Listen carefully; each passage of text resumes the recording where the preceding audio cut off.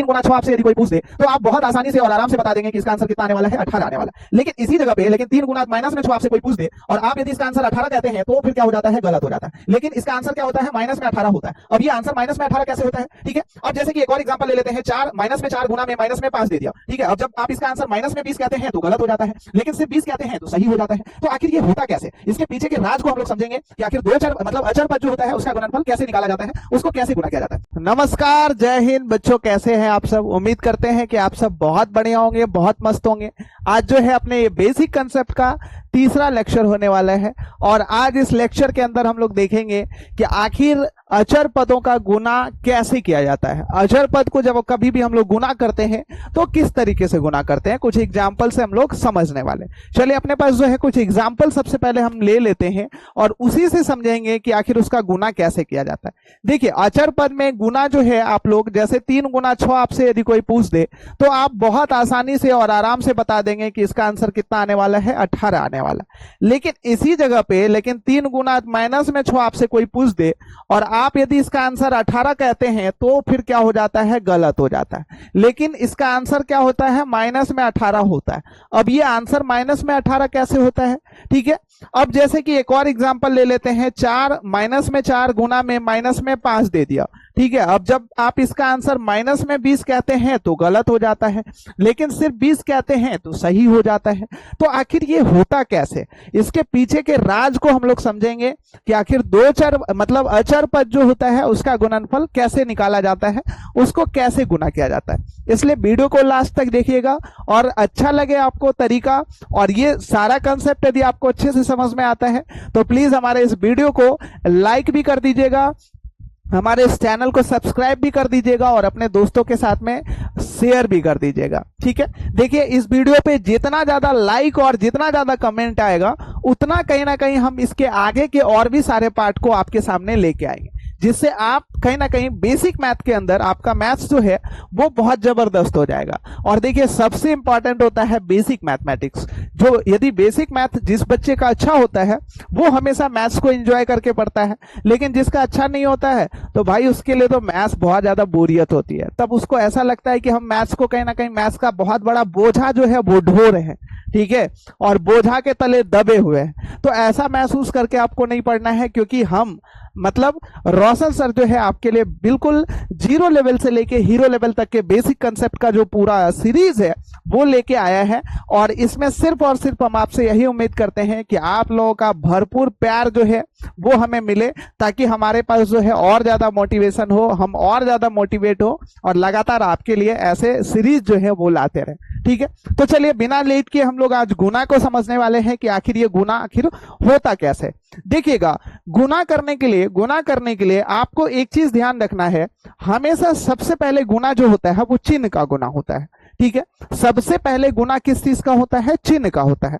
अब ये चिन्ह का गुना कैसे होता है, यदि मैं आपसे बोलूं कि प्लस को माइनस से गुना करेंगे तो क्या होगा, ठीक है। यदि बोलूं कि माइनस को प्लस से गुना करेंगे तो क्या होगा, प्लस को प्लस से गुना करेंगे तो क्या होगा, और माइनस को प्लस को किससे गुना करेंगे बताइए, माइनस को माइनस से गुना करेंगे तो क्या होगा, ठीक है। चिन्ह का गुना सबसे पहले आपको जानना जरूरी है, माइनस को माइनस से गुना करेंगे तो क्या होगा। ये 4 चिन्ह का गुना जो है आपको अपने दिमाग में बैठा के रखना है। अब वो कैसे आप दिमाग में बैठा के रखेंगे ये ट्रिक भी हम आपको बताएंगे, लेकिन सबसे पहले हम लोग देख लेते हैं कि आखिर प्लस को माइनस से गुना करने के बाद प्लस को जब कभी भी माइनस के साथ गुना करते हैं तो होता क्या है। देखिए इस स्थिति में माइनस होता है और माइनस को प्लस से गुना करने के बाद भी माइनस होता है, प्लस को प्लस से गुना करने के बाद प्लस होता है और माइनस को माइनस के साथ गुना करने के बाद क्या होता है, प्लस होता है। ये 4 चिन्ह का जो गुना है ये कहीं ना कहीं आपको अच्छे से दिमाग में सेट करके रखना है, तब जाके आप अचर पद का गुना जो है वो बहुत सही और सटीक तरीके से कर पाएंगे। देखिए अब ये 4 गुना का आप कैसे दिमाग में सेट करके रखेंगे, आपको बस 2 ही चीजें याद रखनी है कि कभी भी समान चीज यदि आपस में गुना होंगे तो हमेशा प्लस होगा। कभी भी समान चिन्ह यदि आपस में गुना होगा तो हमेशा प्लस होगा, चाहे वो माइनस माइनस के साथ गुना होगा तब भी प्लस होगा, और प्लस प्लस के साथ में गुना होगा तब भी प्लस होगा। अब कभी भी असमान चिन्ह आपस में गुना होंगे, असमान चिन्ह कौन कौन सा होगा, एक प्लस होगा और दूसरा माइनस होगा। तो प्लस कभी भी माइनस के साथ में गुना होगा तो हमेशा आंसर किस चीज में होगा, माइनस में होगा। आपके सामने लिखा हुआ है, आप इसको क्रॉस वेरीफाई भी कर सकते हैं। देखिए प्लस प्लस प्लस के साथ गुना हुआ मतलब समान चिन्ह गुना हुआ तो प्लस हुआ, दोनों में माइनस है मतलब समान चिन्ह गुना हुआ तो प्लस हुआ। अब दोनों में से किसी एक में माइनस है तो आंसर किस चीज में आ गया, माइनस में, मतलब असमान चिन्ह आपस में गुना होगा तो आंसर किस चीज में आएगा, माइनस में आएगा। इतनी छोटी सी चीज है जिसको आप दिमाग में रख के आराम से अचर पद का गुणनफल जो है वो सही सही निकाल सकते हैं। ठीक है, चलिए अब कुछ एग्जाम्पल के साथ हम लोग इसको समझेंगे कि आखिर कैसे गुना किया जाता है। देखिएगा अपने पास जो है यहाँ पे एग्जाम्पल हम कुछ ले लेते हैं जैसे, और वो सारा एग्जाम्पल जो है आपके साथ हम लोग बारी बारी से करेंगे और उस पर बिल्कुल आपको अच्छे से और ध्यान से देखना है कि आखिर उसका गुना किस तरीके से हो रहा है। जैसे मैं अपने पास जो है एक एग्जाम्पल ले लिया मैंने यहाँ पे, जैसे मैं एक एग्जाम्पल ले लिया माइनस में 6 गुना में 4। ठीक है, ये पहला एग्जाम्पल हो गया।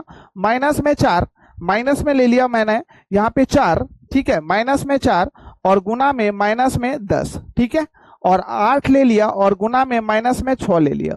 उसके बाद 7 ले लिया और गुना में माइनस में 4 ले लिया। माइनस में 8 ले लिया और गुना में माइनस में 6 ले लिया।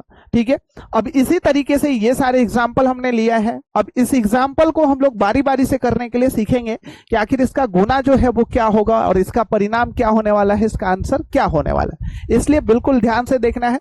देखिए सबसे पहले मैंने बच्चों आपको क्या बोला है कि गुना करने से पहले जो है, गुना करने के लिए सबसे पहले किस चीज को गुना किया जाता है, चिन्ह को गुना किया जाता है।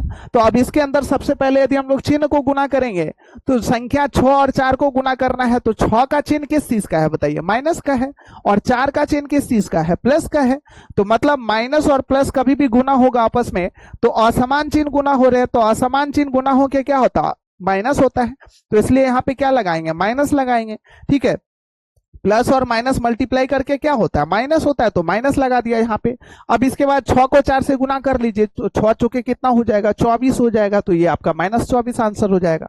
इसी तरीके से दूसरे क्वेश्चन में देखेंगे तो 4 का चिन्ह जो है वो किस चीज में है, माइनस में, 10 का चिन्ह किस चीज में है, माइनस में। दोनों समान चिन्ह आपस में मल्टीप्लाई होंगे, गुना किया जाएगा, तो दोनों का आंसर क्या होगा, प्लस होगा।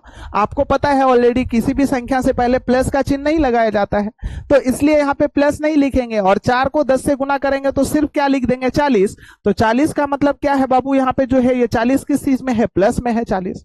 अब इसी तरीके से तीसरे नंबर क्वेश्चन जो है आपके सामने है, इसका आंसर थोड़ा सा आप अपने दिमाग में